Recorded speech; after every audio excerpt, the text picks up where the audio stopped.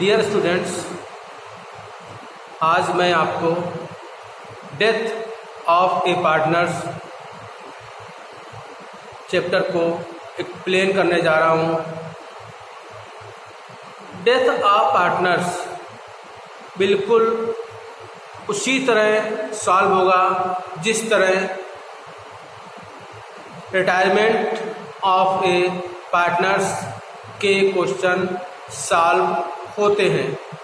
केवल रिटायरमेंट और डेथ में एक डिफरेंस है और वो डिफरेंस है कि जिस दिन पार्टनर्स की डेथ हुई है उस दिन तक जो बिजनेस में प्रॉफिट हुआ है उसमें उसका कितना शेयर है। बाकी सारी जो एंट्रीज हैं वो बिल्कुल एज इट इज उसी तरह होंगी जिस तरह हम लोग रिटायरमेंट ऑफ पार्टनर्स में कर रहे थे। तो मैं आपको जो इस वीडियो के माध्यम से प्रॉफिट टिल द डेथ के बारे में बताने जा रहा हूँ। प्रॉफिट टिल द डेथ निकालने के लिए आपके दो फार्मूले हैं, दो बेसिस है।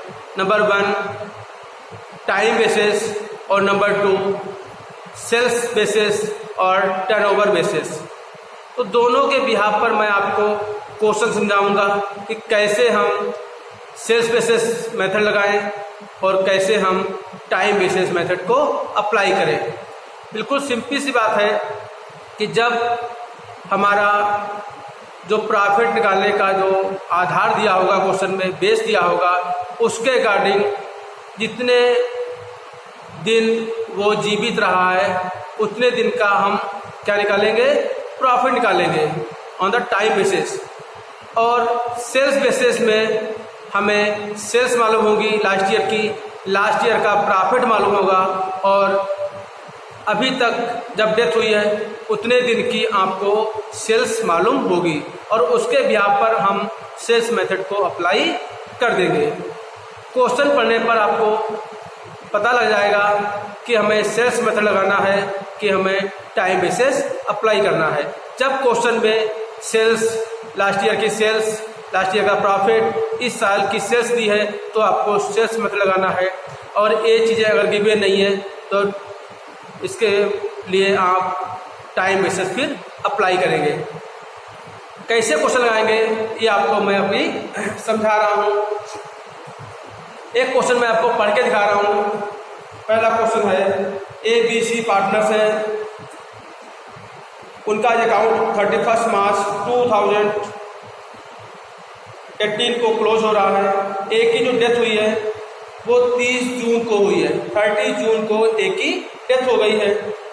और according to agreement the share of profit of deceased partner माने जिसकी डेथ हो गई है, up to the date of death is to be calculated on the basis of average profit for the last 5 year.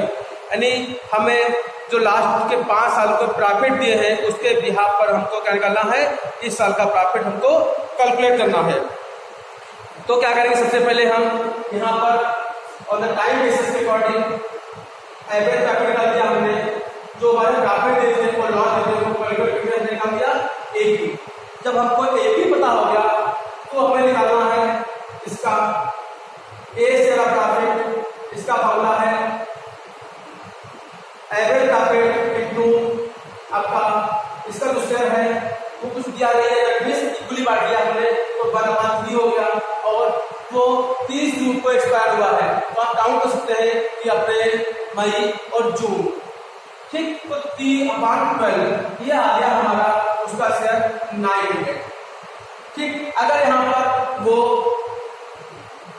Last date में month की death होती है तो हम मंथ में ले लेंगे।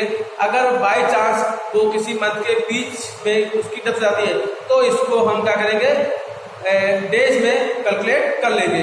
डेज में कैलकुलेट करने के लिए जैसे आपने last year bill of exchange में हम लोग करते थे उसी तरह से क्या करेंगे, हम डेज इसके कैलकुलेट करेंगे। और जब डेज आएगा तो यहाँ पर डेज अपॉन 365 या 366 हो जाएगा। और हम इसका शेयर निकाल लेंगे।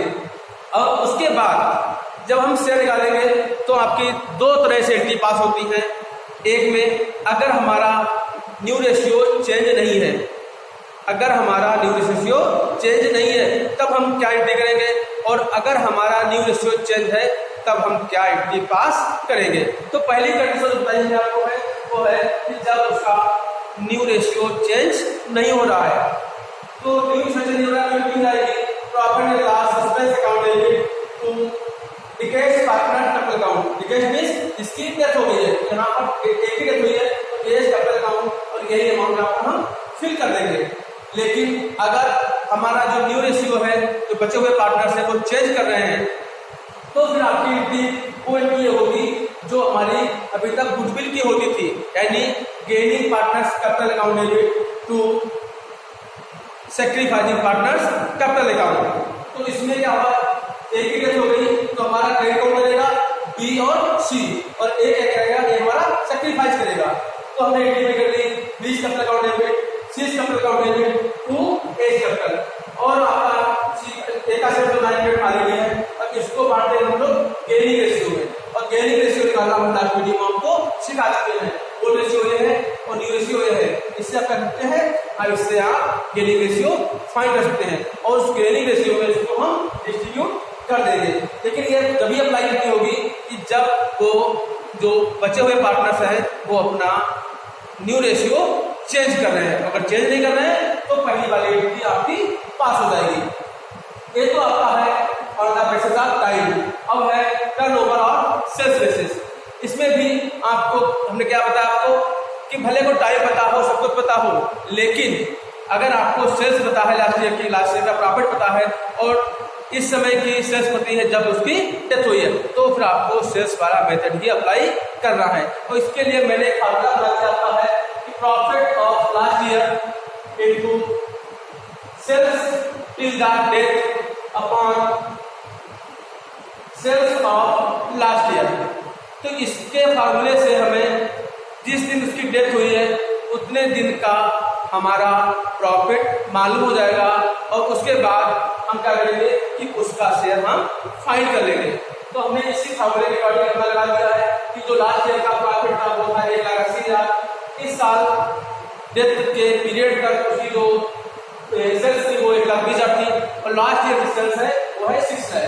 कैलकुलेट किया तो आ गया 36,000, यानी जब उसकी डेथ हुई है उस समय तक उस फर्म को जो प्रॉफिट हुआ है वो हुआ है 36,000, और उसके बाद में निकाल दिया उसका share, A share of profit, उसका शेयर था 2/5, 2 था तो 2/5, तो उसका शेयर आएगा 14,400, और उसकी फिर वही एंट्री पास होती। क्यों? क्योंकि इसमें जो आपका न्यू रेशियो चेंज नहीं हो रहा है, तो आपका एंट्री हो गई profit and loss suspense account debit to A capital account, और ये वाली अमाउंट हमने यहाँ पर फिल कर दी। तो इस तरह से आपको मालूम हो गया कि हम किस तरह से प्रॉफिट निकालेंगे टिल द डेथ। और उसके अलावा आपकी जो भी एंट्रीज होती थी, जो भी reservation account, capital account, balance sheet, उसमें कोई फर्क नहीं पड़ता है। केवल कैपिटल अकाउंट में एक थोड़ा सा अंतर आएगा, जब आपको बताएंगे। उसमें हम लोग लिखते थे रिटायरमेंट में जो रिटायरिंग पार्टनर्स लोन अकाउंट या बैंक अकाउंट, और इसमें हम लिखेंगे डिकेस्ड पार्टनर्स का लोन अकाउंट। बस इतना अंतर आएगा, बाकी निकालने का मेथड भी सेम है। जब आगे क्वेश्चन बताऊंगा तो मैं आपको बताऊंगा कि किस तरह से हम इसके कैपिटल अकाउंट्स को प्रिपेयर करेंगे। Thank you.